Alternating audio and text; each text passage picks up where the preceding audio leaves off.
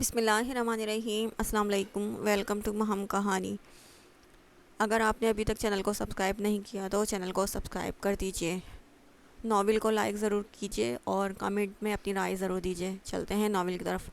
ابھی اس نے فون رکھا ہی تھا جب اس کے کمرے کا دروازہ کھلا۔ اسے لگا شاید پھر سے اینا آ چکی ہے۔ اس نے مڑ کر دیکھا، وہاں اماں جان تھی۔ اماں جان، آپ یہاں کیا کر رہی ہیں؟ مجھے بلا لیتی، بس تم سے کچھ باتیں کرنی تھی۔ اماں جان نے اس کے قریب بیٹھ کر کہا، تمہیں پتہ ہے پری، میں نے تمہارے اس رشتے کے بارے میں بہت سوچ سمجھ کر فیصلہ کیا ہے، اور یہ بات میں تمہیں آج ہی بتا دینا چاہتی ہوں تاکہ تمہارے دل میں میری طرف سے کوئی میل نہ رہے۔ اماں جان، ایسی باتیں نہیں کریں، میرے دل میں آپ کے لیے کوئی میل نہیں ہے۔ میں جانتی ہوں میری بچی، پھر بھی یہ بات تم سے آج کہنا چاہتی ہوں جو میں نے آج تک کسی کو نہیں بتائی۔ تم جاننا چاہتی تھی نا ہمیشہ سے کہ تمہارے دادا جان تمہارے بابا کو پسند کیوں نہیں کرتے تھے؟ ان کے کہنے پر اس نے آہستگی سے اپنا سر ہلایا۔ وہ اس سے کیا کہنے آئی تھی اسے سمجھ نہیں آ رہا تھا۔ انہوں نے آہستہ سے اپنی بات کا آغاز کیا، اور جیسے جیسے وہ بتاتی جا رہی تھی پریشے شاہ کی بے یقینی بڑھتی جا رہی تھی۔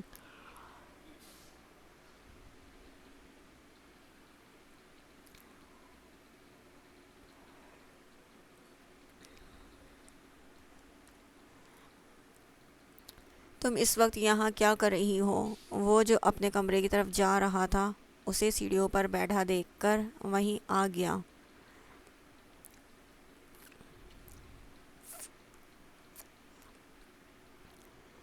بات کر رہی تھی کس سے؟ تمہیں کیوں بتاؤں؟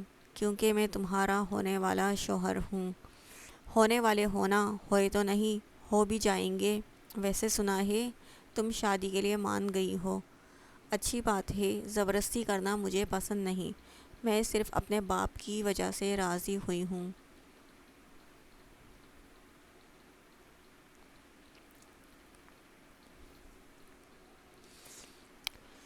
راضی تو تمہیں ہونا ہی تھا، اب چاہے وہ تم چاچا سائیں کی وجہ سے ہوتی یا اپنی مرضی سے، کیونکہ شادی تو تمہاری مجھ سے ہی ہونی تھی، تم میری مانگ جو ہو۔ اس کے کہنے پر عائرہ نے اپنے ہاتھوں کی مٹھیاں بنا کر جیسے اپنا غصہ ضبط کرنا چاہا۔ منگ منگ بول کر تم نے میرا دماغ خراب کر دیا ہے۔ اب تو دل چاہ رہا ہے کوئی یہ لفظ میرے سامنے بولے تو اس کے منہ پر ایسڈ پھینک دوں۔ ایسڈ؟ لفظ کا مطلب اسے سمجھ نہیں آیا تھا، لیکن عائرہ کے تاثرات بتا رہے تھے وہ کوئی اچھی چیز کے بارے میں نہیں بول رہی ہے۔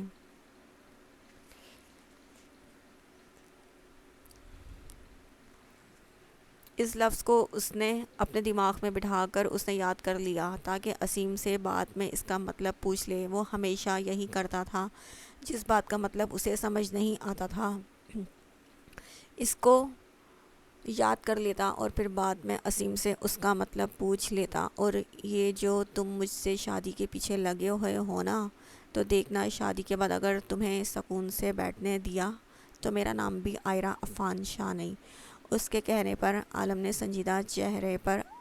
سنجیدہ چہرے پر مسکراہٹ دوڑی تھی۔ عائرہ پہلی بار اس کی مسکراہٹ دیکھ رہی تھی، کیونکہ اگر اس سے پہلے وہ کبھی اس کے سامنے مسکرایا تھا تو اس نے اتنا غور نہیں کیا تھا۔ اس کی مسکراہٹ بے حد دلکش تھی، اور اس سے زیادہ اچھا اس کی گھنی داڑھی میں چھپا ڈمپل تھا۔ اس بات کا اقرار تو اس نے دل سے کیا تھا کہ عالم شاہ کی مسکراہٹ بہت پیاری ہے۔ یعنی تم مجھے سکون سے رہنے نہیں دو گی، کیونکہ شادی کے بعد تم عائرہ عفان شاہ نہیں، عائرہ عالم شاہ بن جاؤ گی۔ عائرہ کو اب اس کے مسکرانے کی وجہ سمجھ آئی تھی۔ وہ 2 قدم اٹھا کر اس کے قریب کھڑی ہو گئی۔ تو ٹھیک ہے عائرہ عالم شاہ تمہیں سکون سے نہیں رہنے دے گی۔ تمہیں پتہ ہے کیا تم مجھے پسند نہیں ہو؟ تمہیں پتہ ہے کیا تم مجھے بالکل پسند نہیں ہو، اور تم سے زیادہ ناپسند مجھے تمہاری یہ مونچھیں لگتی ہیں۔ اس نے اپنا ہاتھ اس کے مونچھوں کے کونوں پر رکھا، جبکہ عالم شاہ حیرت سے اس کی اس حرکت کو دیکھ رہا تھا، لیکن اگلے ہی پل وہ اس کی مونچھیں دونوں طرف سے زور سے کھینچ کر وہاں سے بھاگ گئی، اور اس کے اتنے زور سے کھینچنے پر عالم شاہ نے بمشکل اپنے لبوں سے نکلتی آواز کو روکا۔ جنگلی! اپنے دکھتے حصے کو سہلا کر اس نے ایک لقب سے نوازا اور اس جگہ کو گھور کر وہاں سے چلا گیا جہاں سے عائرہ گئی تھی، اوئے اٹھ میری بات سن، زور سے اس کے کندھے پر ہاتھ مار کر اس نے اسے نیند سے جگا دیا، اور اسیم جو اپنی نیند کے مزے لوٹ رہا تھا اس کے ایسا کرتے ہی بدمزہ ہو کر اسے دیکھا۔ کیا مسئلہ ہے؟ یہ اسیڈ کا مطلب کیا ہوتا ہے؟ ذہن میں جو لفظ تھا وہ اس نے اسیم کو بتا دیا، جو اس کی بات سن کر حیرت سے اسے دیکھنے لگا۔ کیا اسیڈ؟ میں ایسے کسی لفظ کو نہیں جانتا۔ اچھا تو پھر فضول میں کہہ گئی ہوگی، بتا مجھے کیا مطلب ہوتا ہے اس کا؟ جس نے کہا ہے نا اسی سے جا کر پوچھ، اسے کہہ کر وہ دوبارہ کمبل اوڑھ کر لیٹ گیا تھا۔ دیکھ اسیم، بتا دے یار، اگر پڑھائی پر دھیان دے دیتا تو یہ دن نہیں دیکھنا پڑتا۔ ہو گیا فلسفہ شروع؟ اب بتا دے مجھے اس کا کیا مطلب ہوتا ہے؟ کس نے کہا ہے تجھ سے یہ لفظ؟ اب کی بار اس نے تنگ آ کر کہا۔ وہ بس بتایا تھا کسی نے کہ وہ اسیڈ پھینک دے گا۔ ایسڈ ہوگا، ہاں ہاں یہی تھا، اس کا مطلب تیزاب ہوتا ہے۔ اب اپنے کمرے میں جا اور مجھے سونے دے۔ خود پر دوبارہ کمبل اوڑھ کر وہ سونے لگا۔ بڑی خطرناک لڑکی ہے، تیزاب شیزاب کی باتیں کرتی ہے۔ خود سے بڑبڑاتے ہوئے شال صوفے پر پھینک کر وہ بھی اس کے بیڈ پر لیٹ گیا۔ اب کمرے میں کون جائے گا؟ سونا ہی تو ہے، یہیں سو جاتا ہوں۔ اس کے اوپر سے کمبل چھین کر اپنے خود پر اوڑھ لیا، جبکہ اس کی اس حرکت پر اسیم نے گھور کر کمبل اپنی طرف کھینچا، جو عالم نے واپس اپنے پاس کر لیا۔ معتصم اور اسیم صبح ہی ناشتہ کر کے شہر کے لیے نکل چکے تھے، جبکہ عالم بھی زمینوں پر گیا ہوا تھا۔ ڈائننگ ٹیبل پر اس وقت سب بیٹھے ناشتہ کر رہے تھے۔ جب وہ وہاں آ گئی، آ جاؤ بیٹا ناشتہ کرو، اسے وہاں دیکھ کر دادا سائی نے خجلی سے کہا۔ انہیں امید نہیں تھی کہ وہ ان کے ساتھ آ کر کھائے گی، اسی لیے اس کی یہاں موجودگی سے انہیں بہت خوشی ہوئی تھی۔ وہ آ کر قصواں کے برابر والی کرسی پر بیٹھ گئی۔ امی نہیں آئیں؟ مبشرہ بیگم کی غیر موجودگی دیکھ کر اس نے عفان شاہ سے پوچھا۔ ہاں، وہ ساری رات سو نہیں پائیں، اسے نیند نہیں آ رہی تھی، ابھی بھی نیند کی گولی دی تھی، تب جا کر سوئی ہیں۔ ان کی طبیعت ٹھیک ہے؟ اس کے لہجے میں فکر مندی تھی۔ ہاں میرا بچہ، آپ ناشتہ کرو۔ ان کے کہنے پر اس نے ایک نظر ٹیبل پر رکھی ہر چیز کو دیکھا، جس میں سے کچھ بھی وہ نہیں تھا جو وہ کھاتی تھی۔ اچار، آلو کے پراٹھے، سادے پراٹھے، رائتا اور چائے تھی۔ ناشتے کے لیے روزانہ صبح ہی ہر روز نیا سالن بن جاتا تھا، جیسا کہ آج مٹر قیمہ بنا تھا۔ کیا ہوا بیٹا، تم کھا کیوں نہیں رہی ہو؟ اس کے رکے ہاتھ دیکھ کر سمرین بیگم نے کہا، اور ان کے کہتے ہی سب اس کی طرف متوجہ ہو گئے۔ بھابھی سائی، میں بتانا بھول گیا تھا، یہ ناشتے میں اورنج جوس اور بریڈ پر جیم کے علاوہ کچھ نہیں کھاتی۔ اچھا رکو، میں ابھی جوس بنواتی ہوں۔ نہیں، رہنے دیجیے، آپ بلا وجہ زحمت کر رہی ہیں۔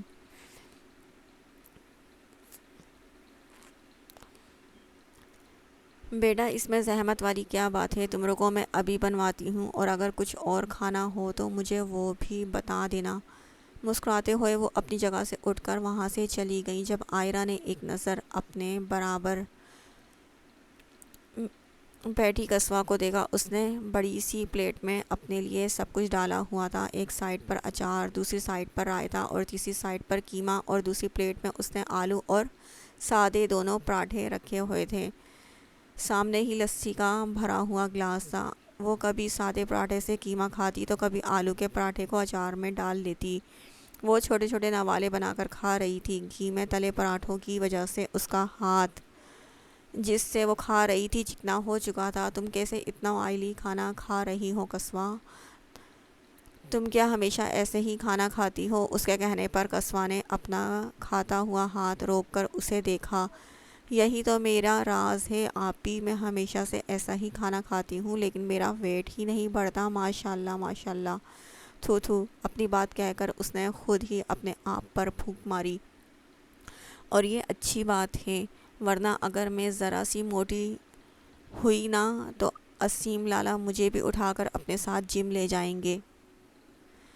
یہاں پر جم بھی ہے؟ اس نے حیرت سے کہا، کیونکہ گاؤں میں جم ہوگا اس کا اسے اندازہ نہیں تھا۔ ہاں، گاؤں شروع ہوتے ہی ایک چھوٹا سا بنا ہوا ہے، لیکن لالا وہاں نہیں جاتے۔ حویلی میں معتصم لالا نے جم بنوایا تھا تو وہیں جاتے ہیں۔ ویسے تو وہ دونوں زیادہ تر شہر سے باہر ہی رہتے ہیں، لیکن جب یہاں آتے ہیں تو وہ جم میں جاتے ہیں۔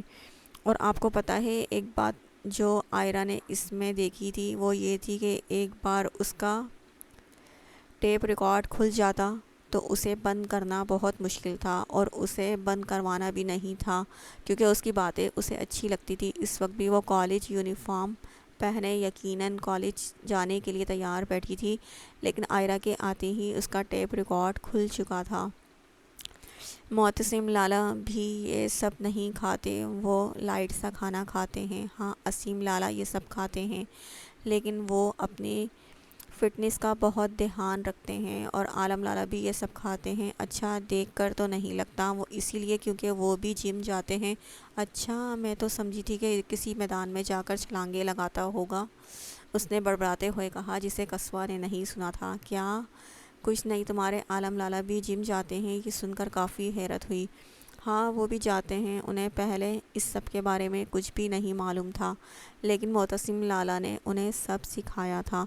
معتصم کا نام لیتے ہی اسے وہ سرپرائز والی بات یاد آئی جو اماں سائیں سے پوچھنا بھول گئی تھی۔ قصوہ، جلدی ناشتہ کرو، لیٹ ہو جاؤ گی۔ اس کے مسلسل بولنے پر فارینہ بیگم نے اسے ٹوکا۔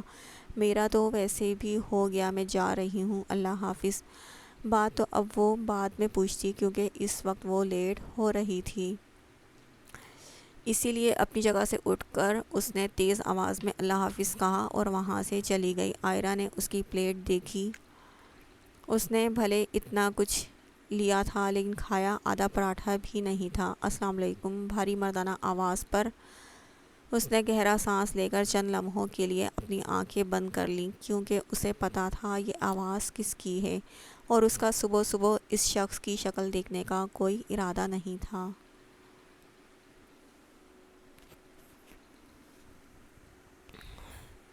تم صبح صبح کہاں چلے گئے تھے عالم؟ اس کے سلام کا جواب دے کر دادا سائی نے اسے دیکھ کر پوچھا، جو آئرہ کے سامنے والی کرسی پر بیٹھ رہا تھا۔ زمینوں پر گیا تھا دادا سائی، چھوٹا سا مسئلہ ہو گیا تھا۔ اس کی بات سمجھ کر دادا سائی نے اپنا سر ہلایا۔ جب نظر ناشتہ کرتی آئرہ پر پڑی، جو ابھی بھی سمرین بیگم اس کے سامنے رکھ کر گئی تھی۔ آئرہ کو شاپنگ پر لے جانا، یہ اپنے لیے ولیمے کا سوٹ لے آئے گی۔ ان کی بات سن کر عالم نے اسے اور آئرہ نے دادا سائی کو دیکھا۔ مجھے کہیں نہیں جانا بیٹا، چلی جانا، اپنی پسند کا لے آنا۔ ویسے تو بارات اور ولیمے دونوں تقریب کا لباس دلہا ہی اپنی مرضی سے لاتا ہے، لیکن بابا سائی کہہ رہے ہیں تو تم خود اپنی مرضی سے لے آنا۔ عفان شاہ کے کہنے پر اس نے بنا کچھ کہے جیم لگی بریڈ اپنے منہ میں رکھی، اور قصوہ کے لیے اسیم ہی لائے گا نا؟ عالم کے کہنے پر اس نے مشکل سے اپنے منہ میں چلتا نوالا حلق سے اتارا۔ گھر میں اس کے ساتھ ساتھ قصوہ کی شادی کی تیاریاں بھی چل رہی تھیں، لیکن اس پاگل کو اس بات کا علم ہی نہیں تھا۔ وہ تو اپنی ہی دنیا میں مگن تھی، جس کی شادی کا وہ فیصلہ کیا جا رہا ہے۔ پہلے ایک بار اس سے پوچھ تو لیں۔ آئرہ کے کہنے پر عالم سمیت سب نے اس کی طرف دیکھا۔ ایسے کیوں دیکھ رہے ہیں آپ سب؟ ہمارے یہاں لڑکیوں سے پوچھا نہیں جاتا۔ وہ تو دکھ بھی رہا ہے، نہ چاہتے ہوئے بھی اس کا لہجہ تلخ ہو چکا تھا۔ لڑکی، تمیز سے بات کرو، عالم نے اسے گھورتے ہوئے کہا تھا۔ کیوں؟ میں نے کچھ غلط کہا؟ آئرہ بیٹا، ناشتہ کرو۔ کیوں بابا؟ آپ ہی بتائیں، میں نے کچھ غلط کہا؟ یہاں کے مرد اپنی مرضی سے جو چاہیں وہ کر سکتے ہیں، لیکن لڑکی سے اس کی رائے تک بھی نہیں پوچھی جاتی، بس گائیں بھینسوں کی طرح کہیں پر بھی باندھ دو۔ غصے سے کہتی ہوئی وہاں اپنی جگہ سے اٹھ کر وہاں سے چلی گئی۔ عالم بھی اپنی جگہ سے اٹھ کر اس کے پیچھے جانے لگا۔ ارادہ اسے سبق سکھانے کا تھا، لیکن دادا سائی اس کا ہاتھ پکڑ چکے تھے۔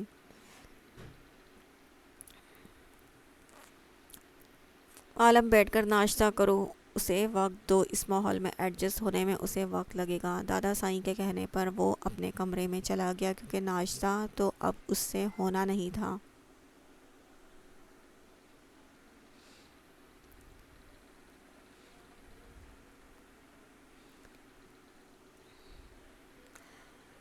مائی نیم از قصوہ۔ قصوہ کی جوانی آج پھر سے ناچتی ہوئی وہ اپنی خوشی کا جشن منا رہی تھی، لیکن اس بار دروازہ بند کرنا نہیں بھولی تھی۔ اس کی خوشی کی وجہ یہ تھی کہ آج اس کا لاسٹ پیپر تھا اور پڑھائی کے ساتھ ساتھ اس کی جان اسیم سے بھی چھوٹ چکی تھی۔ اب کم از کم روزانہ اس کی ڈانٹ سن کر زبردستی پڑھنا تو نہیں پڑے گا، لیکن وہ یہ نہیں جانتی تھی جس سے جان چھوٹنے پر وہ خوشیاں منا رہی تھی، اب وہی جان کے پیچھے لگنے والا تھا۔ قصوہ آواز پر اس نے ڈر کر دروازے کی طرف دیکھا، لیکن سمرین بیگم کو دیکھ کر سانس میں سانس آئی۔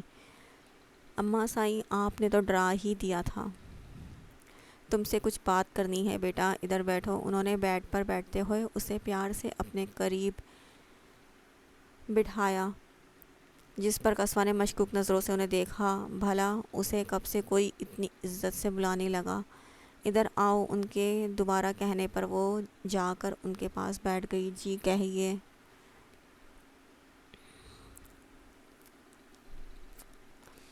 ہم نے تمہاری شادی طے کر دی ہے، عالم کے ساتھ ہی تمہاری شادی ہوگی۔ ہیں؟ یہ کب ہوا؟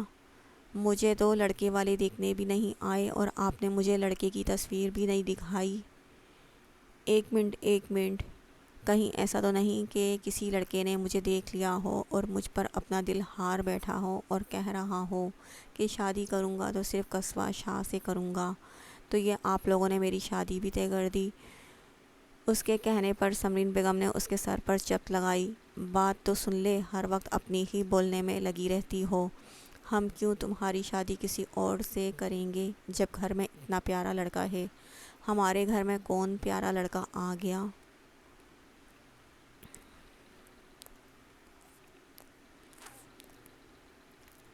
اسیم۔ ان کے کہنے پر اس کا جوش مان پڑ چکا تھا، لیکن پھر خود ہی ہنسنے لگی۔ ہی اپریل فول، اپریل فول۔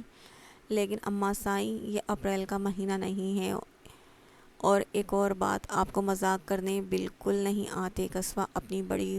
قصوہ اب بڑی ہو جاؤ۔ اسیم اور تمہاری منگنی بچپن میں ہی ہو گئی تھی اور ہم سب نے مل کر تم دونوں کی شادی کی تاریخ طے کر دی ہے۔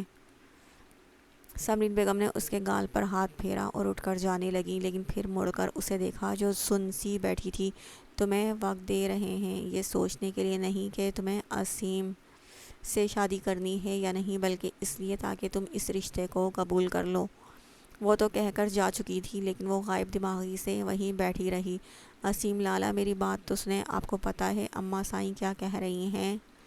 دھڑم سے دروازہ کھول کر وہ اس کے کمرے میں داخل ہوئی، جہاں وہ سادے سے ٹراؤزر اور شرٹ میں اپنے لیپ ٹاپ پر جھکا کوئی کام کر رہا تھا۔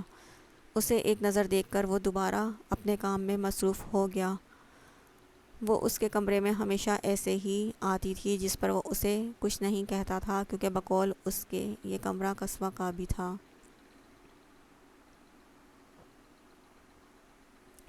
لیکن یہ بات قصوہ نے آج تک نوٹ نہیں کی تھی۔ اس طرح کمرے میں داخل ہونے پر اسیم نے اسے آج تک نہیں ڈانٹا تھا۔ کیا کہا ہے؟ آپ کی اور میری شادی ہو رہی ہے۔ استغفراللہ کہتے ساتھ ہی اس نے دونوں کانوں کو ہاتھ لگا کر استغفراللہ کہا۔ بہت جلدی نہیں پتہ چل گیا؟ اسیم کے انداز نے اسے کھٹکنے پر مجبور کر دیا تھا۔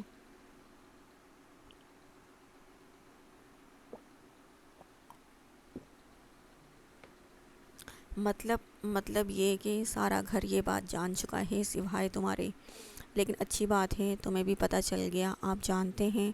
ہاں میں جانتا ہوں۔ تو آپ منع کر دینا اس شادی سے۔ اور میں کیوں منع کروں گا اس شادی سے؟ اپنی جگہ سے اٹھ کر وہ اس کے سامنے جا کر کھڑا ہو گیا۔ کیونکہ آپ مجھے پسند نہیں کرتے ہیں۔ اور یہ میں نے کب کہا کہ میں تمہیں پسند نہیں کرتا ہوں؟ آپ نے نہیں کہا، لیکن میں جانتی ہوں، اور میں آپ سے شادی نہیں کر سکتی کیونکہ آپ میرے لیے میرے بھائی ہیں۔ اس کے کہنے پر اسیم نے اس کا ہاتھ پکڑ کر اسے جھٹکے سے اپنے قریب کیا۔ یہ آپ کیا کر رہے ہیں اسیم لالا، چھوڑے مجھے۔ اس نے اپنا ہاتھ اس کی گرفت سے چھڑوانا چاہا، لیکن وہ اس کی بات کا کوئی جواب دیے بنا بس یک ٹک اس کے معصوم چہرے کو دیکھ رہا تھا۔ اس کی آنکھوں میں عجیب سا تاثر تھا جو آج سے پہلے قصویٰ نے نہیں دیکھا تھا۔ جا کر سکون سے اپنی شادی کی تیاریاں کرو، اور آج کے بعد غلطی سے بھی تمہاری زبان سے میرے لیے لالا نہیں نکلنا چاہیے، ورنہ جس طرح سے میں تمہیں بتاؤں گا کہ میں تمہارا لالا نہیں ہوں، وہ طریقہ تمہیں یقیناً پسند نہیں آئے گا۔ اس کا گال تھپتھپا کر اسیم نے اسے چھوڑا، اور اس کے ایسا کرتے ہی وہ اپنی بھیگی آنکھیں لیے اس کے کمرے سے بھاگ گئی۔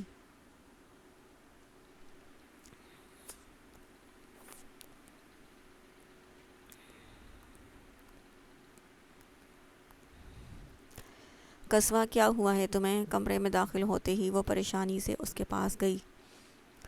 وہ تو یہاں اس سے باتیں کرنے آئی تھی، لیکن اسے روتا ہوا دیکھ کر وہ اچھی خاصی پریشان ہو چکی تھی۔ آپی، یہ سب لوگ زبردستی میری شادی اسیم لالا سے کروا رہے ہیں۔ ہچکیوں سے روتے ہوئے وہ آئرہ سے سب کی شکایت لگا رہی تھی، اور آئرہ کو اس وقت وہ انتہا کی معصوم لگ رہی تھی۔ تو اس میں کیا ہوا؟ شادی تو تم نے کرنی ہے نا، تو اسیم لالا سے کیوں نہیں؟ اس نے اسے سمجھانا چاہا، کیونکہ اس کے علاوہ وہ اس کے لیے اور کچھ نہیں کر سکتی تھی۔ میں نے واقعی میں انہیں بھائی ہی سمجھا ہے، میں ان سے شادی کیسے کر سکتی ہوں؟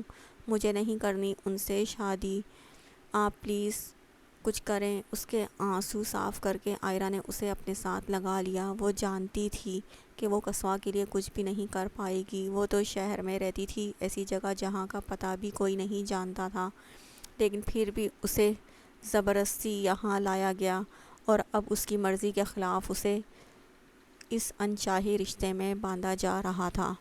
تو پھر قصویٰ تو ہمیشہ سے یہیں رہی تھی، وہ کتنی ہی کوشش کر لیتی، فی الحال اس کے بس میں ایسا کچھ نہیں تھا جس سے وہ قصویٰ کے لیے کچھ کر پاتی۔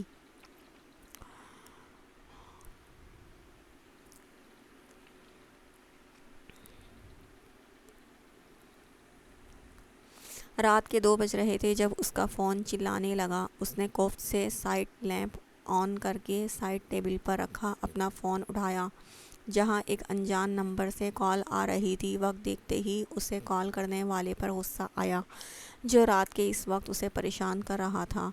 وہ ایک ڈاکٹر تھی اور کوئی ایمرجنسی بھی ہو سکتی تھی، اسی لیے اس کے پاس رات کے اس وقت فون آنا نارمل بات تھی، لیکن وہ یہ بھی جانتی تھی کہ یہ فون کال ہاسپٹل سے نہیں بلکہ معتصم کی ہے، اور یہی اس کے غصے کی وجہ تھی۔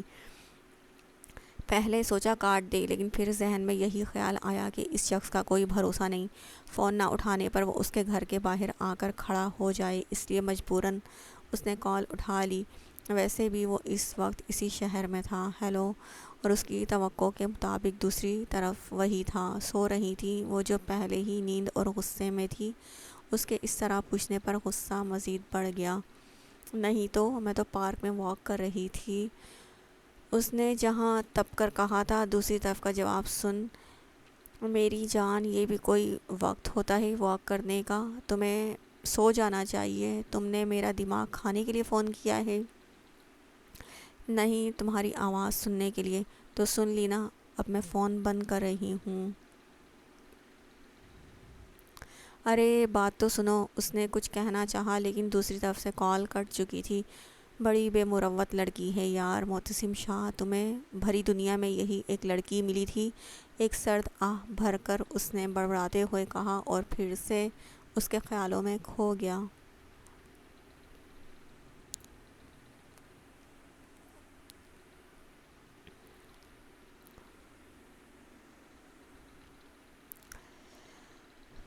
اپنے کمرے سے نکل کر وہ منہ بناتی ہوئی عالم کے پاس آ کر کھڑی ہو گئی۔ اسے سمجھ نہیں آ رہا تھا اتنی صبح شاپنگ پر کون جاتا ہے، اور سامنے کھڑے شخص پر بے انتہا غصہ آ رہا تھا جو اس کی نیند خراب کر چکا تھا، اور اب اسے ہی دیکھ رہا تھا۔ اب مجھے ہی دیکھتے رہو گے یا چلو گے بھی؟ ایسے حلیے میں جاؤ گی کیوں؟ کیا ہوا ہے میرے حلیے کو؟ اپنے ایک نظر کپڑوں پر دیکھا، بلو جینز کے ساتھ اس نے وائٹ کلر کی گھٹنوں تک آتی فراک پہن رکھی تھی اور اپنے دوپٹے کو گلے میں مفلر کی طرح ڈالا ہوا تھا۔ جاؤ چادر اوڑھ کر آؤ۔ مجھے نہیں اوڑھنی کوئی چادر، ایک تو تم نے میری نیند خراب کر دی، اتنی صبح صبح مجھے اٹھا دیا اور اب حکم دے رہے ہو۔ ہاں تو اسی لیے جلدی جا رہے ہیں تاکہ جلدی واپس آ جائیں، اور جہاں تک بات ہے اتنی صبح کی تو 10 بج رہے ہیں۔ ہم سب فجر میں ہی اٹھ جاتے ہیں، لیکن تم شہر سے آئی لڑکی ہو، تمہارے لیے یہ صبح کا وقت ہی ہوگا، اور تم اس وقت گدھے گھوڑے بیچ کر سوتی ہوگی۔ میرے پاس گھوڑا نہیں ہے، البتہ گدھا اب مل گیا ہے۔ دوسری بات اس نے بڑبڑاتے ہوئے کہی تھی۔ کیا بولا تم نے؟ میں نے بولا کہ میرے پاس گدھے اور گھوڑے نہیں ہیں، اب میں جا رہی ہوں باہر، اگر تم 5 منٹ تک نہیں آئے تو میں واپس اندر آؤں گی اور پھر میں سونے چلی جاؤں گی، تیز لہجے میں کہتی ہوئی وہ باہر چلی گئی۔ کر لو اپنی نیند پوری، شادی کے بعد تو ویسے بھی تمہاری نیندیں حرام ہونے والی ہیں۔ زیر لب بڑبڑا کر وہ باہر جانے کے بجائے مبشرہ بیگم کے پاس چلا گیا۔ وہ باہر آیا تو وہ اپنی کمر پر ہاتھ رکھ کے اس کا ہی انتظار کر رہی تھی۔ اسے اپنے پیچھے آنے کا اشارہ کر کے وہ اپنی پراڈو کی طرف بڑھ گیا۔ اس کی گاڑی راستے کی جانب بڑھ رہی تھی جب ایک دم رکی۔ عائرہ جو اپنے موبائل میں مگن تھی گاڑی کے رکتے ہی اس کی طرف دیکھنے لگی۔ کیا ہوا ہے، یہ رک کیوں گئی؟ کیونکہ میں نے اسے روکا ہے، اپنی بات کہہ کر اس نے بلیک کلر کی چادر جو عائرہ نے گھر سے نکلتے وقت اس کے ہاتھ میں دیکھی تھی اس کی طرف بڑھائی۔ یہ لو، مبشرہ چاچی سے لایا ہوں تمہارے لیے، پہن لو۔ مجھے نہیں پہننی، سوچ لو، اگر تم نے اسے نہیں پہنا نا تو میں تمہیں اس گاڑی سے نکلنے نہیں دوں گا، اور نہ ہی میں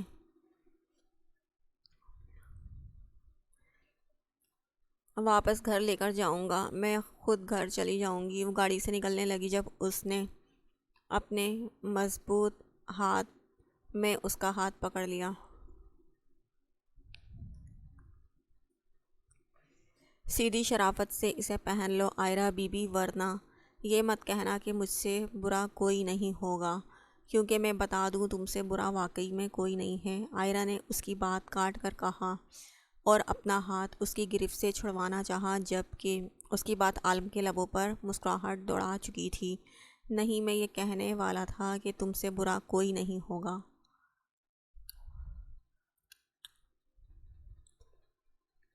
ہاتھ چھوڑو گے تو پہنوں گی نا۔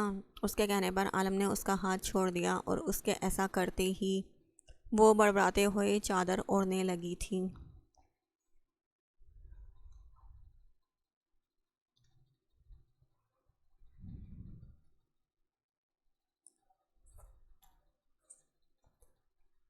یہ والا کیسا ہے؟ پنک کلر کی ہیوی میکسی نکلوا کر اس نے عائرہ کے سامنے رکھوا کر اس کی رائے پوچھی۔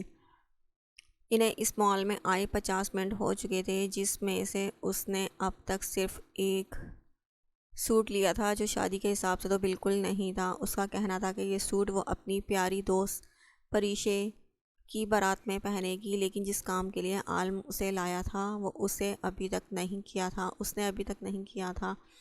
اچھا نہیں ہے، اس نے منہ بنایا۔ تو کیا چاہیے؟ اتنی دیر سے تم نے مجھے خوار کیا ہوا ہے، اس نے اپنے لہجے کو نارمل رکھتے ہوئے کہا۔ میری کیا غلطی ہے؟ خود ہی تم نے کہا تھا نا کہ چلو ولیمے کا ڈریس لینے چلو، اب بندہ لے رہا ہے تو اچھے سے دیکھ کر ہی لے گا نا، اس نے عالم کو گھورتے ہوئے کہا۔ جب نظر ایک سوٹ پر پڑی اس نے سیلز بوائے سے وہ والا ڈریس نکالنے کے لیے کہا۔ واؤ، یہ کتنا پیارا ہے! وہ بیبی کلر کی میکسی تھی جس پر ستاروں کا کام تھا، وہ اتنی ہیوی نہیں تھی اور عالم کے مطابق ولیمے کے لحاظ سے بھی نہیں تھی، لیکن اس کا دل تو اس میکسی پر آ چکا تھا۔ نہیں، یہ ولیمے کے حساب سے نہیں ہے، کوئی دوسرا دکھاؤ، اس نے سیلز بوائے کو اشارہ کیا جو دوسرے ڈریس لا کر اس کے سامنے رکھ رہا تھا۔ یہ والا خوبصورت ہے، اس نے ایک سلور کلر کی بھاری کامدار فراک دیکھ کر کہا۔ وہ سوٹ دکھنے میں ہی کافی بھاری لگ رہا تھا، لیکن تھا وہ بے انتہا خوبصورت۔ میں اتنے ہیوی ڈریس نہیں پہنتی، اس نے منہ بنا کر کہا۔ اس کا موڈ ویسے بھی خراب ہو چکا تھا۔ کیونکہ اس کی پسندیدہ چیز اسے نہیں دلائی تھی، لیکن میں تو یہی لوں گا۔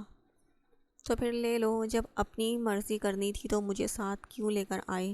جگہ کا لحاظ کرتے ہوئے وہ دبا دبا سا غرائی۔ میں جا رہی ہوں۔ کہاں جا رہی ہو؟ تمہیں بتانے کی ضرورت نہیں ہے کہ میں فوڈ کورٹ جا رہی ہوں۔ اس نے جاتے ہوئے بتانا ضروری سمجھا کہ وہ کہاں جا رہی ہیں، تاکہ عالم کو اسے ڈھونڈنے میں آسانی رہے، کیونکہ اس کے ساتھ آئی تھی تو جانا بھی تو اس کے ساتھ ہی تھا نا۔ لیکن یہاں سے جا کر تھوڑے نخرے بھی دکھانے ہیں، کیونکہ اس کا پسند کیا ہوا سوٹ چھوڑ کر عالم نے اپنی پسند کا سوٹ جو لیا ہے۔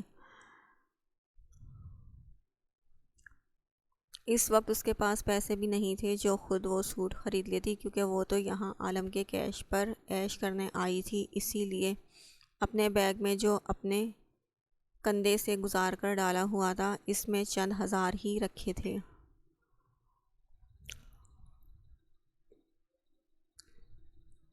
عالم نے مسکراتے ہوئے اس کی پشت کو دیکھا اور اپنی پسند کی ہوئی فراک کے ساتھ اس کی پسند کی ہوئی میکسی بھی لے لی۔ بھلا ایسا کیسے ہو سکتا تھا کہ عالم شاہ کی مانگ کو کوئی چیز پسند آئے اور عالم شاہ اسے نہ دلائے؟ اسے خود بھی اندازہ نہیں تھا کہ یہ لڑکی اس کے لیے کتنی عزیز ہوتی جا رہی تھی۔ ایسا لگ رہا تھا وہ دنیا کی کوئی بھی شے مانگتی تو عالم شاہ اس کے قدموں میں ڈھیر کر دیتا۔ فوڈ کورٹ میں وہ اسے سامنے ہی کرسی پر بیٹھی شیک پیتی ہوئی نظر آ چکی تھی۔ چلیں، اس نے اس کے پاس جا کر کہا۔ میں نے کچھ کھایا نہیں ہے، اس نے اپنے چہرے کا رخ موڑ کر کہا۔ یقیناً اسے عالم کی شکل نہیں دیکھنی تھی۔ اتنا منہ بنانے کی ضرورت نہیں ہے، لے لیا تھا تمہارا پسندیدہ سوٹ۔ اس نے شاپنگ بیگ اس کے سامنے رکھے۔ اس نے مشکوک نظروں سے اسے دیکھا، جیسے اس کی بات پر یقین نہ ہو۔ پھر بیگ کے اندر جھانکا، وہاں واقعی وہ میکسی تھی جو اس نے پسند کی تھی۔ تم واقعی میں لے آئے؟ اپنی خوشی سے تمتماتا چہرہ لیے اسے دیکھا۔ میرے خیال سے اگر دکھ رہا ہے تو میں یقیناً لے کر ہی آیا ہوں، اس نے طنزیہ کہا۔ لیکن میں تھینک یو نہیں بولوں گی۔ اس نے ٹیبل پر رکھا اپنا ونیلا شیک اٹھایا اور اسے دوبارہ پینے لگی۔ کھانا کیوں نہیں کھایا؟ اب اتنی بھی بے مروت نہیں ہوں۔ تم میری وجہ سے 1 گھنٹے سے خوار ہو رہے ہو، تو میں نے سوچا کہ تم آؤ تو ایک ساتھ آرڈر کرتے ہیں۔ اچھا، تو پھر یہاں سے چلتے ہیں، ویسے بھی یہاں پر میرے مطلب کا کھانا نہیں ملے گا، اس نے اپنی جگہ سے اٹھتے ہوئے کہا۔ تمہارے مطلب کا کیا ہونا چاہیے؟ دیسی کھانا، اس کے کہنے پر عائرہ نے منہ بنا کر اسٹرا اپنے لبوں سے لگائی۔ گھر میں یہ سب کھا کر تمہارا من نہیں بھرا جو یہاں پر بھی یہی سب کھانا ہے؟ ہاں، نہیں بھرا۔ اب چلو، مجھے بہت بھوک لگ رہی ہے، اور زیادہ دیر ہوئی تو تمہیں ہی نہ کھا جاؤں۔ اس کی بات عائرہ نے سنی ہی نہیں تھی۔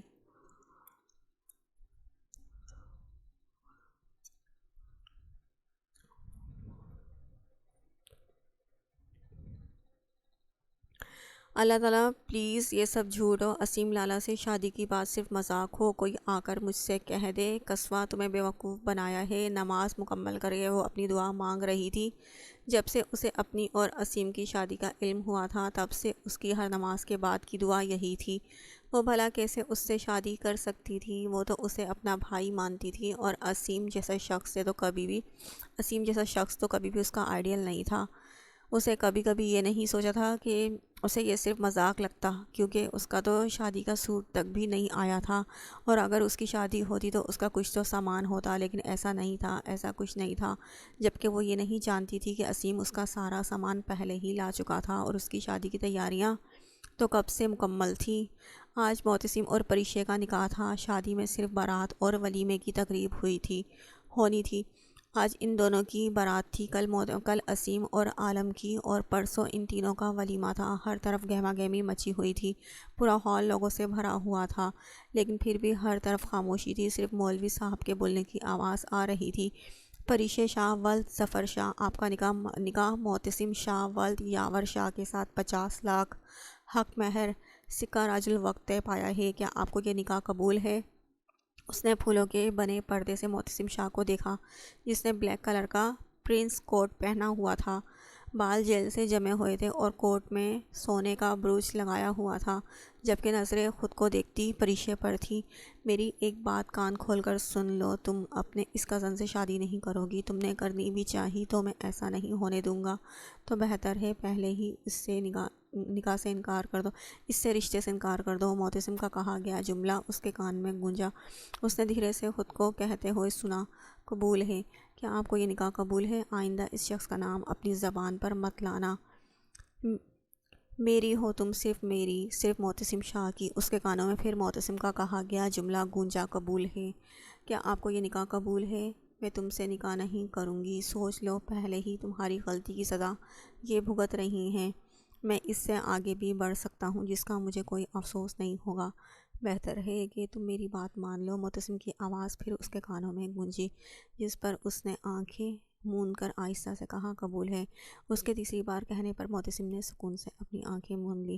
وہ اس کے نکاح میں تھی، اس کی ہی تھی، لیکن آج وہ اسے پوری دنیا کے سامنے مکمل رسم و رواج کے ساتھ اپنا چکا تھا۔ کپکپاتے ہاتھوں سے اس نے سائن کر دیا۔ وہ پہلے ہی اس شخص کے نکاح میں تھی، لیکن پہلے وہ اتنا نہیں ڈری تھی کیونکہ اسے یہ امید تھی کہ وہ اس رشتے سے آزاد ہو جائے گی، لیکن اب یہ امید ختم ہو چکی تھی۔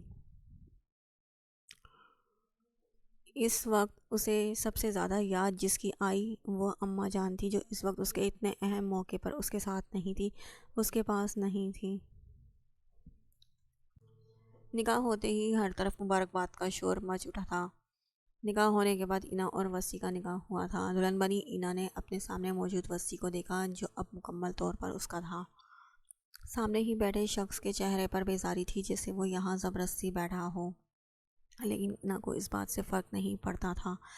خدا نے اس کی پاک محبت کو اس کا محرم بنا دیا تھا، اور وہ اپنے محرم کے دل میں اپنے لیے جگہ بنانے کا یہ عہد اس نے خود سے کیا تھا۔ رسمیں ختم ہوتے ہی رخصتی کا شور اٹھا۔ پہلے جہاں ماحول میں خوشی تھی، اب وہیں آنسو بھی آ چکے تھے۔ وسی اینا کا خیال رکھنا، اس نے وسی کے قریب کھڑے ہو کر کہا، جس پر وسی نے دکھ سے اسے دیکھا۔ کل تک اس لڑکی کو اس کی زندگی میں آنا تھا، لیکن آج وہ کسی اور کے ساتھ رخصت ہو کر جا رہی تھی۔ وہ نم آنکھوں سے اسے جاتا دیکھتا رہا، جب تک وہ مکمل طور پر اس کی نظروں سے اوجھل نہیں ہو گئی۔ گھر آ کر گھر کی خواتین نے کتنی ہی رسمیں کر لی تھیں، تھکن سے اس کا برا حال تھا، اوپر سے نیند بھی آ رہی تھی، لیکن جھجک ایسی تھی کہ وہ یہ بات کسی کو بول بھی نہیں سکتی تھی۔ اور اس وقت اسے عائرہ بھی نہیں دکھ رہی تھی، جو اس سے ہی کچھ کہہ کر یہاں سے اٹھنے کا کہہ دیتی، لیکن شاید اس کی یہ تھکن فاریہ بیگم دیکھ چکی تھی، اسی لیے عائرہ کو بلا کر اسے کمرے میں چھوڑنے کے لیے کہا،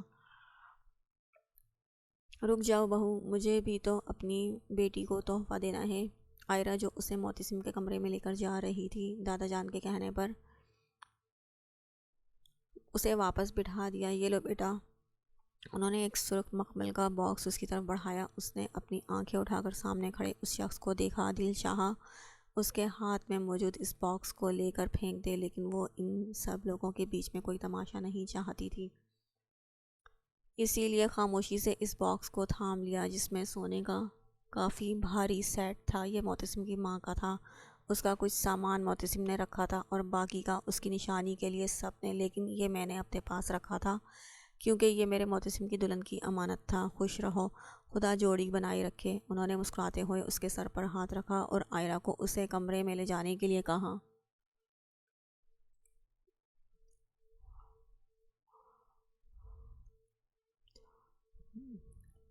نیند آنکھوں میں بھری پڑی تھی۔ اپنا لہنگا سنبھالتی ہوئی وہ اپنے کمرے میں جا رہی تھی جب کسی نے اس کی کلائی پکڑ کر اسے اپنی جانب کھینچا، جس کی وجہ سے وہ چوڑے سینے سے ٹکرائی۔ اپنی نظریں اٹھا کر اپنے سامنے کھڑے معتصم کو دیکھا، جس نے اس وقت بلیک قمیض شلوار پر بلیک کلر کا کوٹ پہنا ہوا تھا اور گھنی مونچھوں کو ہمیشہ کی طرح تاؤ دیا ہوا تھا۔ میری کلائیں چھوڑیں، مجھ سے بھاگ کیوں رہی ہو؟ میں تو نہیں بھاگ رہی۔ اس نے اس کے ہاتھ میں موجود اپنی کلائی چھڑانی چاہی اور اس کے ایسا کرتے ہی عصیم نے اس کی کلائی کو مزید سختی سے پکڑ لیا۔ ناراض ہو مجھ سے؟ اگر میں کہوں ہاں تو آپ کیا کریں گے؟ میں تمہاری ناراضگی دور کر دوں گا۔ بتاؤ کیا کروں؟ پلیز شادی سے انکار کر دیں عصیم لالا، مجھے آپ سے شادی نہیں کرنی ہے۔ اس کے کہنے پر عصیم نے جھٹکے سے اس کی کمر میں ہاتھ ڈال کر اسے اپنے قریب کیا اور اس کے اتنے قریب آنے پر قصوہ کا سانس جیسے حلق میں ہی اٹک چکا تھا۔ اس وقت سب اپنے کمرے میں جا چکے تھے، اسی لیے کسی کو بھی یہاں پر آنے کا کوئی چانس نہیں تھا۔ کسی کو پسند کرتی ہو تم؟ وہ اپنی سرخ آنکھیں اس کی آنکھوں میں ڈالے پوچھ رہا تھا، جس پر اس نے جان بوجھ کر اپنا سر اسبات میں ہلا دیا۔ شاید یہ بات سن کر ہی عصیم شادی سے انکار کر دے۔ مم، میں اسے پسند کرتی ہوں، اس کا نام صوبان چٹاخ۔ اس کی بات مکمل کرنے سے پہلے ہی عصیم کا بھاری ہاتھ اس کے نازک گال پر پڑا، جس پر قصوہ کی آنکھوں سے آنسو تیزی سے بہنے لگے۔ وہ اپنی سرخ ہوتی آنکھوں سے اسے غصے سے دیکھ رہا تھا، جس سے قصوہ کے خوف آ رہا تھا۔ اس نے پہلی بار عصیم کا یہ انداز دیکھا تھا۔ اپنے کمرے میں جاؤ، اسے چھوڑ کر عصیم نے اس کے کمرے میں جانے کا اشارہ کیا۔ یقیناً وہ یہ نہیں سننا چاہتا تھا۔ اس کے چہرے پر جہاں تھوڑی دیر پہلے مسکراہٹ تھی، اب اس کی جگہ سنجیدگی نے لے لی تھی۔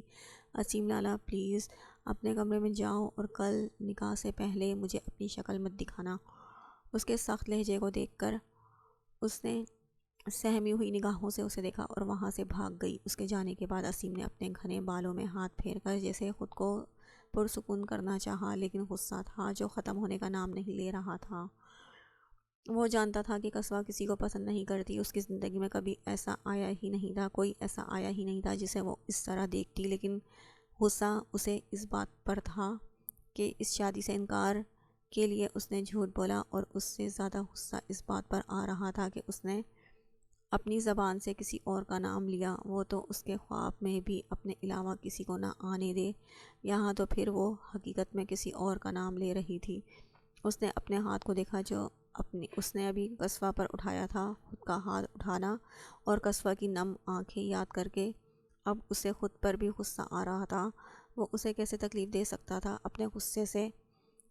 اس نے غصے سے اپنا ہاتھ دیوار پر مارا۔ درد کی ایک لہر اٹھی، لیکن وہ نظر انداز کیے اپنا ہاتھ دیوار پر جب تک مارتا رہا جب تک وہ اچھا خاصا زخمی نہیں ہو گیا۔ اس نے اپنے زخمی ہاتھ کو دیکھا، اس میں تکلیف ہو رہی تھی، لیکن اسے یہ تکلیف اس تکلیف سے چھوٹی لگ رہی تھی جو اس نے اپنی قصوہ کو دی تھی۔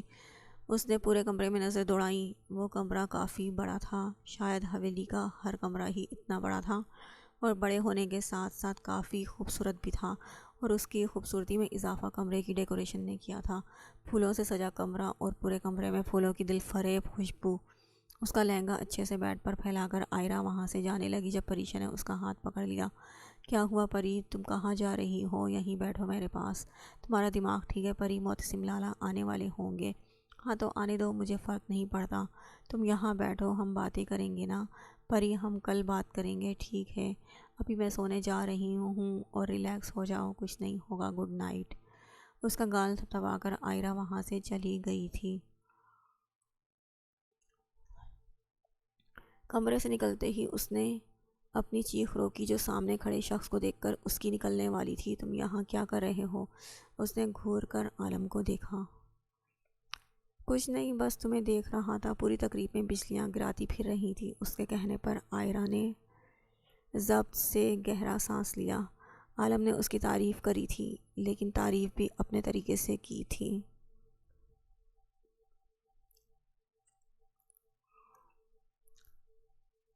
کیوں دیکھ رہے ہو تم مجھے ایسے؟ کیونکہ میں حق رکھتا ہوں تمہیں دیکھنے کا، کوئی حق نہیں رکھتے تم مجھ پر۔ رکھتا ہوں تم میری۔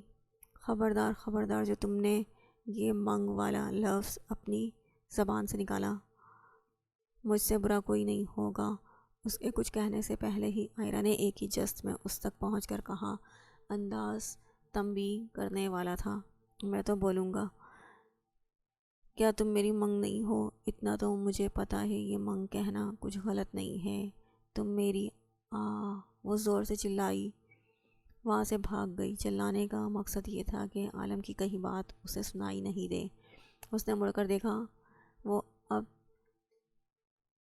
چلا نہیں رہی تھی کیونکہ عالم شاہ بھی خاموش ہو چکا تھا، اس لیے مطمئن ہو کر وہ وہاں سے جانے لگی۔ تم میری مانگ ہو، اسے گھمبیر آواز میں کہا تھا۔ وہ تھوڑے فاصلے پر کھڑی عائرہ کو آرام سے اس کی بات سنی تھی، لیکن پھر بنا مڑے وہ غصے سے وہاں سے چلی گئی۔ عالم شاہ نے مسکراتے ہوئے اسے دیکھا۔ اس کی مسکراہٹ جتنی گہری ہو رہی تھی، گال کا ڈمپل بھی اتنا ہی گہرا ہو رہا تھا۔ کمرے میں داخل ہوتے ہی اس کی پہلی نظر بیڈ پر بیٹھی اپنی دلہن پر گئی، جو چہرہ جھکائے بیٹھی یقیناً اسی کے انتظار میں تھی۔ گہرا سانس لے کر وہ اس کے پاس جا کر بیڈ پر بیٹھ گیا۔ دیکھو اینا، تم بھی جانتی ہو یہ شادی کن حالات میں ہوئی ہے۔ میں نے کبھی تمہارے بارے میں ایسا نہیں سوچا تھا۔ گلا کھنکار کر اپنی بات کا آغاز کیا۔ میں جانتا ہوں کہ یہ سب تمہارے لیے بھی مشکل ہے، شاید تمہارے ساتھ بھی زبردستی ہوئی ہے۔ تم بھی یقیناً کسی ایسے شخص سے شادی نہیں کرنا چاہتی ہوگی جس کی زندگی میں پہلے ہی کوئی اور ہو۔ اس کی بات سن کر وہ سر مزید جھکائے اپنے آنسو ضبط کر رہی تھی۔ اسے تو یہ لگا تھا کہ وسیع اس کا ہو گیا، لیکن نہیں، وہ آج بھی پریشے کا ہی تھا۔ وہ اسے بتانا چاہتی تھی کہ اس نے ایسا کچھ نہیں سوچا۔ وہ تو اس کے ساتھ شادی ہونے پر اپنے آپ کو خوش نصیب تصور کر رہی تھی، لیکن گلے میں موجود آنسوؤں کا گولا اسے کچھ کہنے ہی نہیں دے رہا تھا۔ میں کچھ وقت چاہتا ہوں، یہ سب بہت اچانک ہوا ہے۔ امید ہے تم میری بات سمجھو گی۔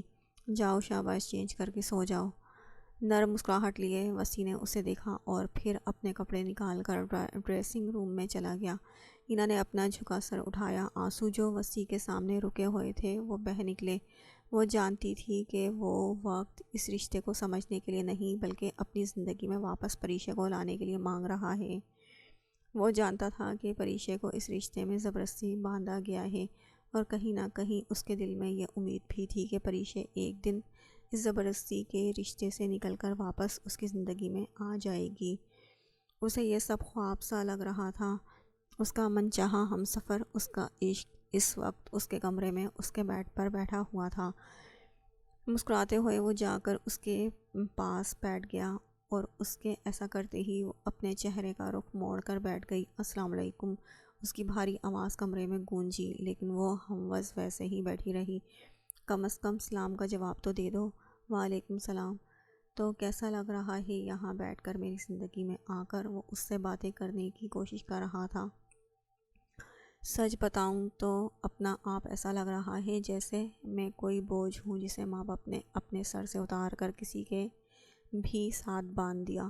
معتصم کو اس سے ایسے جواب کی امید نہیں تھی۔ میں اگر یہاں تمہارے سامنے بیٹھی ہوں تو اس کی وجہ صرف اماں جان ہے، ورنہ میں مر جاتی لیکن تم سے شادی نہ کرتی۔ اس کے کہنے پر معتصم نے اس کے بالوں میں ہاتھ پھنسا کر اسے اپنے قریب کیا۔ میرے سامنے آج کے بعد مرنے کی بات مت کرنا، ورنہ سچ میں بتاؤں گا کہ مرنا کسے کہتے ہیں۔ پریشے نے نظریں اٹھا کر اسے دیکھا۔ میرے بال چھوڑو۔ اس کا دوپٹہ جس کی پن اس نے پہلے ہی نکال دی تھی وہ بھی اس کے بال پکڑنے کی وجہ سے سر سے اتر چکا تھا۔ اس کی بات کا بنا کوئی جواب دیے معتصم اس کے لپسٹک سے سجے لبوں پر جھک گیا جو کب سے اسے بہکا رہے تھے۔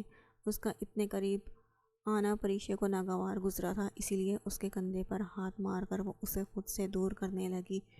اس کے ایسا کرنے پر وہ خود ہی اس سے دور ہو گیا۔ میں جانتا ہوں تمہارے لیے اس رشتے کو قبول کرنا مشکل ہے، اسی لیے میں تمہیں وقت دیتا ہوں۔ تم جتنا چاہو لے سکتی ہو۔ جب تک تم اپنے دل سے راضی نہیں ہو جاؤ گی تب تک میں تمہارے قریب نہیں آؤں گا۔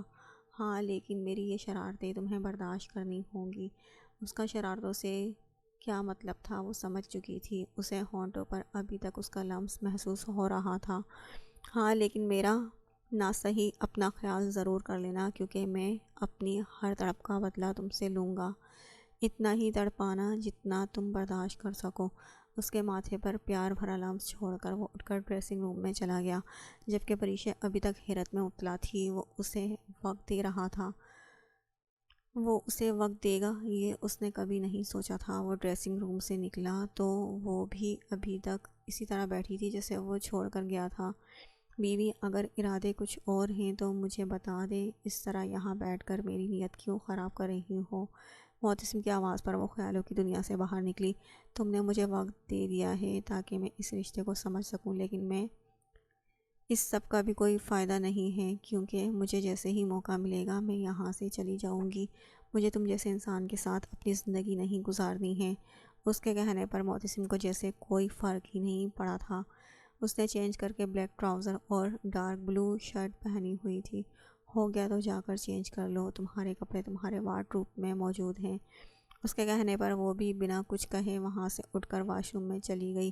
معتصم نے اپنے سجے ہوئے کمرے کو دیکھا اور ایک نظر واش روم کے بند دروازے کو، پھر گہرا سانس لے کر اپنے کمرے میں موجود اسٹڈی روم میں چلا گیا تاکہ دھیان پریشے سے دور ہو جائے، لیکن وہ جانتا تھا اس کا بھی کوئی فائدہ نہیں ہوگا، کیونکہ دل و دماغ ہر جگہ وہ پری قابض تھی۔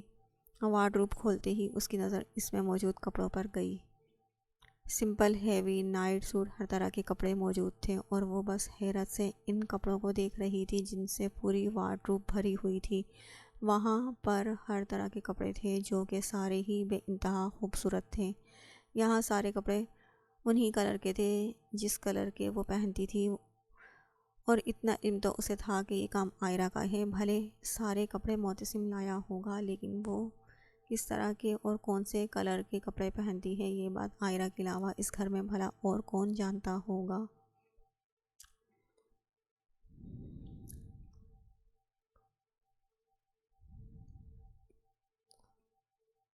آہستہ سے دروازہ کھول کر وہ کمرے میں داخل ہوا۔ کمرے کی لائٹ جل رہی تھی اور وہ بیڈ پر سمٹی ہوئی ہر چیز سے بے خبر سو رہی تھی۔ وہ آہستہ سے چلتا ہوا اس کے قریب چلا گیا۔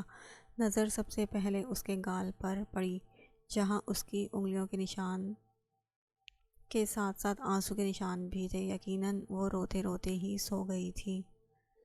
اس نے اپنی انگلیوں کے پوروں سے اس کے گال کو چھوا۔ دل چاہا اس کے گال پر اپنے لب رکھ دے، لیکن وہ ایسا نہیں کر سکتا تھا کیونکہ سامنے سوئی ہوئی یہ لڑکی اس کے لیے نامحرم تھی۔ آئی ایم سوری قصوہ، وہ اس کے گال کو چھوتے ہوئے کہہ رہا تھا، لہجے میں ملال تھا۔ تمہیں اندازہ نہیں ہے تمہارے معاملے میں کیسا ہوں، بلکہ مجھے خود بھی اندازہ نہیں ہے کہ میں تمہارے معاملے میں کیسا ہوں۔ بس مجھے یہ پتہ ہے کہ تم میرے لیے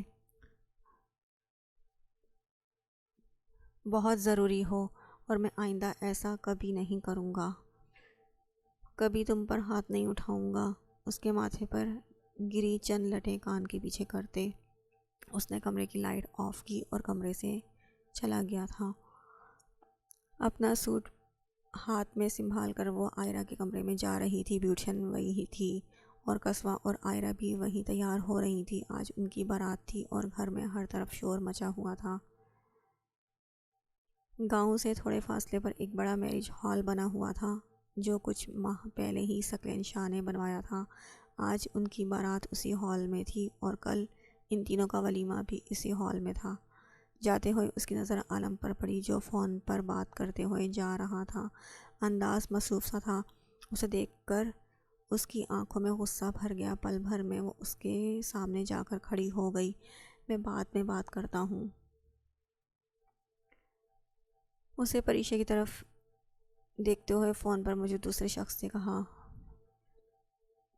اور فون بند کر کے اس کی طرف متوجہ ہوا۔ جی بھابی کہیے، آپ کو شرم نہیں آ رہی؟ آپ اس طرح زبردستی کر کے میری دوست کی زندگی برباد کر رہے ہیں۔ یہ آپ کا معاملہ نہیں ہے۔ کیوں نہیں ہے؟ وہ دوست ہے میری اور میں اس کے لیے لڑوں گی۔ ٹھیک ہے تو لڑیے، چند گھنٹے بعد نکاح ہے میرا، آپ کی دوست سے روک سکتی ہیں تو روک لیجئے، اطمینان سے کہہ کر وہ وہاں سے چلا گیا، جبکہ پریشے بس اس کی پشت کو گھورتی رہ گئی۔ وہ بھی جانتی تھی کہ وہ عائرہ کا نکاح نہیں رکوا سکتی، لیکن اسے اپنی دوست کے لیے جو دکھ تھا اور عالم پر جو غصہ تھا وہ بھی تو اتارنا تھا۔ واؤ میم، آپ تو بہت خوبصورت لگ رہی ہیں، سر دیکھیں گے تو کیا ہوگا؟ بیوٹیشن نے اسے دیکھتے ہوئے کہا۔ انہیں شہر کی ایک بڑے سیلون سے بلایا گیا تھا۔ عائرہ نے نظر اٹھا کر خود کو دیکھا۔ وہ واقعی میں حسین لگ رہی تھی۔ اس بات کا اقرار تو اس نے خود کیا تھا۔ اس کا اور قصوہ کا لال رنگ کا شرارہ تھا، لیکن ڈیزائن الگ تھے۔ اس نے لال رنگ کا شرارہ پہنا ہوا تھا، بالوں کا خوبصورت جوڑا بنائے اس نے اپنا لال بھاری کامدار دوپٹہ سر پر سلیقے سے سیٹ کیا ہوا تھا۔ جیولری میں بھی وہ سب چیزیں پہنی ہوئی تھی جو کہ سب عالم ہی لایا تھا۔ اور اس سب کے اوپر برائڈل میک اپ اس کے حسن کو چار چاند لگا رہا تھا۔ اس نے پہلی بار یہ سب کچھ کیا تھا، نہ ہی اس نے آج تک اتنا ہیوی سوٹ پہنا تھا اور نہ ہی یہ سب جیولری۔ عالم کا سوچتے ہی اس کی گئی کل والی تعریف یاد آ گئی کہ وہ بجلیاں گرا رہی تھی۔ اگر کل کو بجلیاں گرا رہی تھی تو آج تو عالم کی نظروں میں وہ طوفان مچا رہی ہوگی۔ عالم شاہ اور اس کی تعریفیں۔ ان کا میک اپ ہو گیا؟ اس نے دوسری بیوٹیشن کو دیکھتے ہوئے کہا جو قصبہ کو تیار کر رہی تھی۔ نہیں میم، یہ بار بار روئے جا رہی ہیں۔